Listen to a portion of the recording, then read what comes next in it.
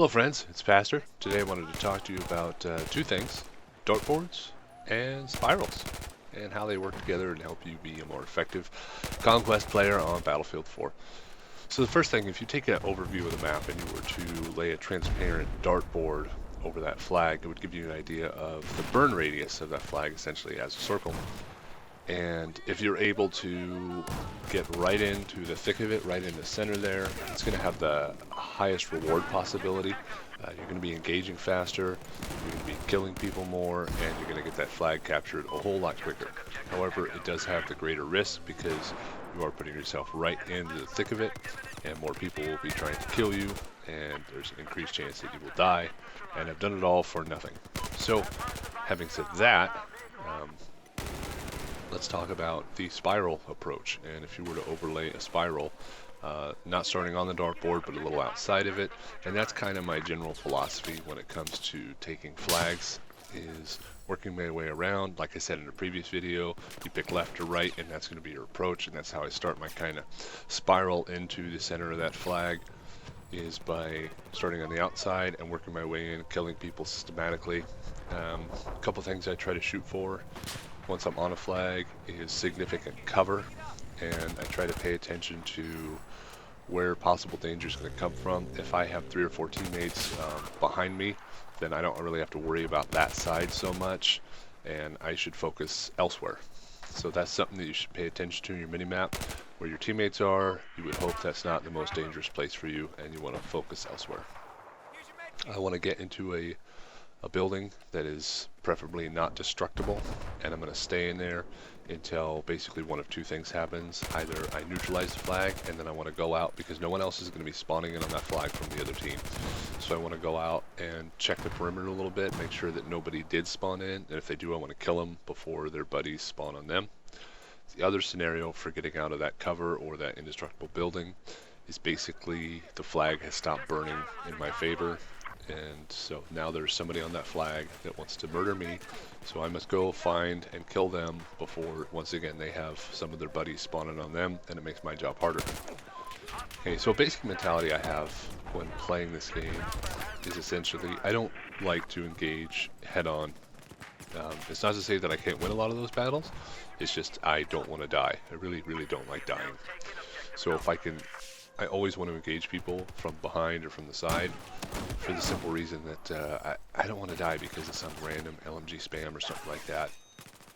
So if I can shoot at them from behind or to their side, I'm going to get the first couple shots in. So even if I miss a little bit, if I get some hits, it just gives me a huge advantage. And so that's kind of the priority.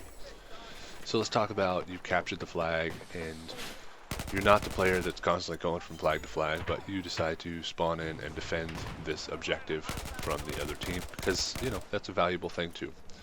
So there's basically two types of players that you want to be. If you're not the best killer, you're not the best shot in the game, I recommend defending on the flag, and that's going to give you the bonus of, bare minimum, you're going to slow the burn down as long as you're on that flag from the other team. And it's just easier to kill people when they're right in front of your face if you have something like a PDW.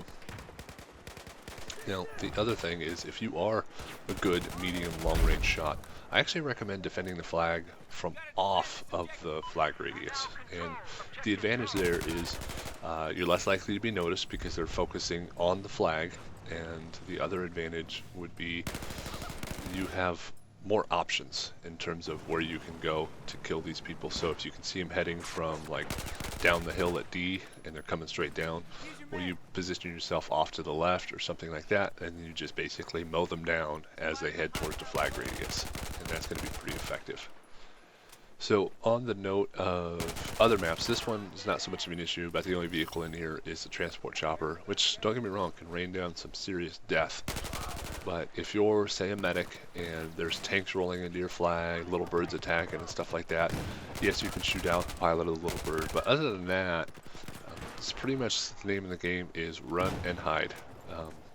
About the only thing you can do effective against a tank as a medic is to just try to position yourself to be killing his repair guys, if he has any, or kill him when he gets out of his tank. Just do your utmost to not get spotted by that tank.